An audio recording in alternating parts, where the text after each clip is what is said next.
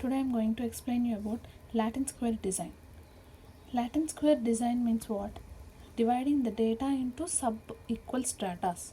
So here we have given definition of Latin square design. The entire homogeneous experimental material is divided into relatively homogeneous blocks with respect to two sources of variations in rows and columns. Treatments are now allocated to all the experimental units in rows and columns in such a way that every treatment occurs once and only once in each and every row and each and every column. Such a design is called Latin square design. As we have seen earlier, in randomized block design, the data is divided into blocks. So here again that blocks is divided into rows and columns. So instead of treatments, blocks and error, we have treatments, rows, columns and error. So each and every data is divided into subdivided. It is divided into subdivided blocks.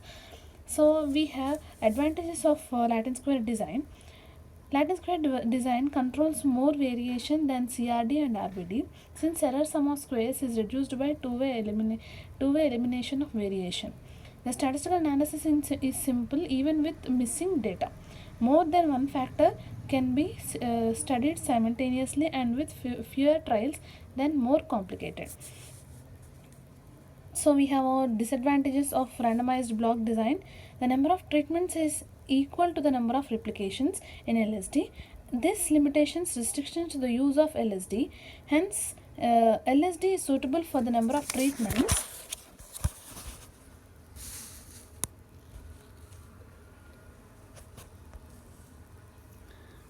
number of treatments 5 and more. If several units are missing in LSD, the statistical analysis is more difficult. RBD can be performed equally on an equal square and rectangular field also, but LSD cannot be performed on a square field. The fundamental assumptions that there is no interaction between different factors may not be true in general. So we have statistical analysis of LSD. Let us suppose that Yijk. So here I, J and K. Three elements are there. I, J, K and J all are equal. I is equal to 1 and so on up to M. Be the yield from the experimental units in the ith row and jth column and by receiving the kth treatment. So here we have rows, columns and also treatments. The linear effect model is given as Yijk is equal to mu plus alpha I plus beta j plus epsilon ij. Gamma j, gamma k and epsilon ijk. Mu I is equal mu plus alpha I plus beta j plus gamma k plus epsilon ijk. All the ijk belongs to a sample space.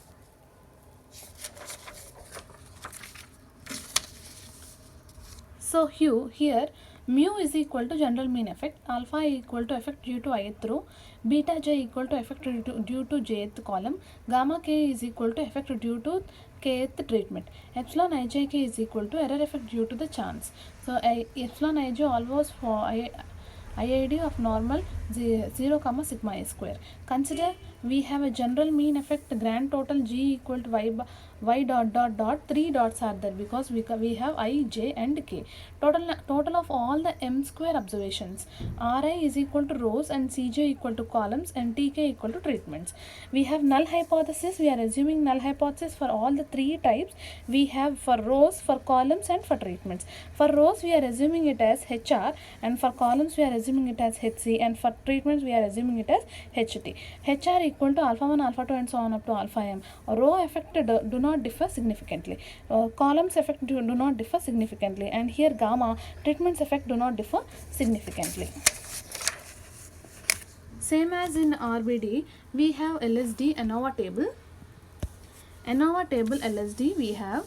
So here sources of variation, sum of squares, degrees of freedom, mean sum of squares and F ratio. In sources of variation we have rows, columns, treatments and errors. So here sum of squares is given as sum of squares due to rows, sum of squares due to columns, sum of squares due to treatments and sum of squares due to error. So here all the three degrees of freedom is same, m-1, m-1, m-1. Only for error we have m-1 into m-2. We know that how to calculate mean sum of squares. Mean sum of squares for rows is calculated by Sum of squares due to rows divided by the expected degrees of freedom. Similarly for columns, similarly for treatments, and similarly for error. After calculating mean sum of squares, we are going to calculate F ratio. Here F ratio is given as, F ratio means variance ratio. Variance ratio, FR is equal to, for 3 rows, columns and treatments we are finding F ratio.